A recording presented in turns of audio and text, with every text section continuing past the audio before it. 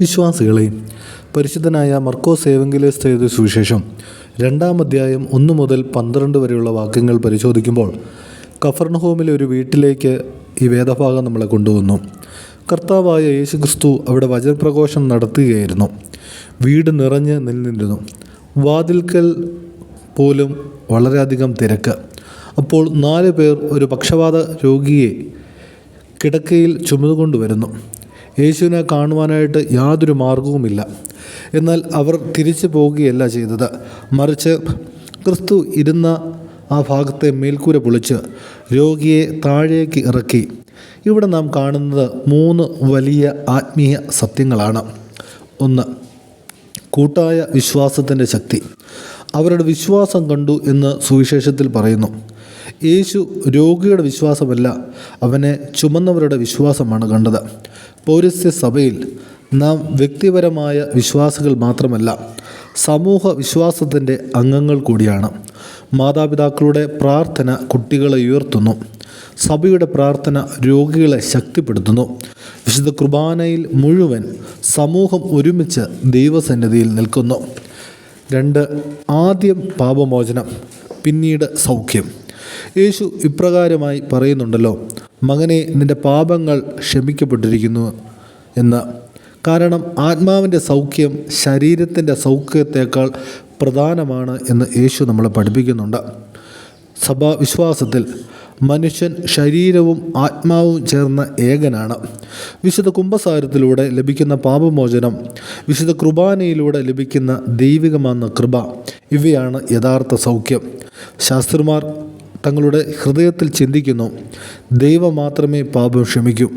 അതെ, അതുകൊണ്ട് തന്നെയാണ് യേശു ദൈവപുത്രനാണ് എന്ന് ഈ സംഭവത്തിൽ നിന്ന് നമുക്ക് തിരിച്ചറിയുവാനായിട്ട് സാധിക്കും.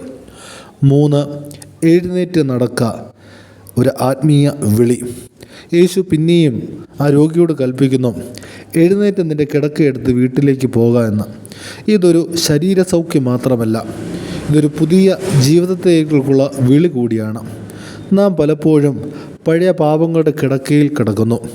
നിരാശയും ആത്മവിശ്വാസക്കുറവും പഴയ മുറിവുകളും ക്ഷമിക്കാത്ത മനസ്സും ഒക്കെ ആയിട്ട് ജീവിക്കുന്നു. കർത്താവ് ഇന്നും നമ്മളോട് അപ്പോൾ പറയുകയാണ്, പ്രിയ, എഴുന്നേക്കൂ. ജീവിതത്തിൽ ചിലപ്പോൾ നമുക്ക് പല മേൽക്കൂരകളും പൊളിക്കേണ്ടി വരും. അഹങ്കാരം, ഭയം, ആളുകളുടെ അഭിപ്രായങ്ങൾ. യേശുവിൻ്റെ അടുത്തേക്ക് എത്തുവാൻ ഈ മേൽക്കൂരകളാകുന്ന തടസ്സങ്ങളെ നമുക്ക് പ്രാർത്ഥനകളിൽ കൂടി നീക്കം ചെയ്യാം. 4 ഉൾക്കാഴ്ചകൾ നിങ്ങളുമായിട്ട് പങ്കുവയ്ക്കുകയാണ്. 1. വിശുദ്ധ കുമ്പസാരം. ആത്മാവിൻ്റെ സൗഖ്യത്തിനുള്ള ആദ്യ പടിയാണ് സത്യകുമ്പസാരം. പരിശുദ്ധ കുർബാന, ദൈവത്തിൻ്റെ ജീവനുള്ള പങ്കാളിത്തം, യേശുവിൻ്റെ തിരുശരീര രക്തങ്ങൾ, സഭ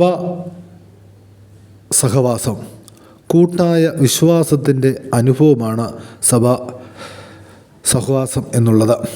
4. മറ്റുള്ളവർക്കായി പ്രാർത്ഥിക്കുക. മറ്റൊരാളെ യേശുവിൻ്റെ മുമ്പിലേക്ക് കൊണ്ടുവരാനായിട്ട് നമുക്ക് സാധ്യമായി തീരണം. നമ്മുടെ പ്രാർത്ഥനയിൽ അനേകരെ ഓർക്കുവാനായിട്ട് സാധ്യമാകണം.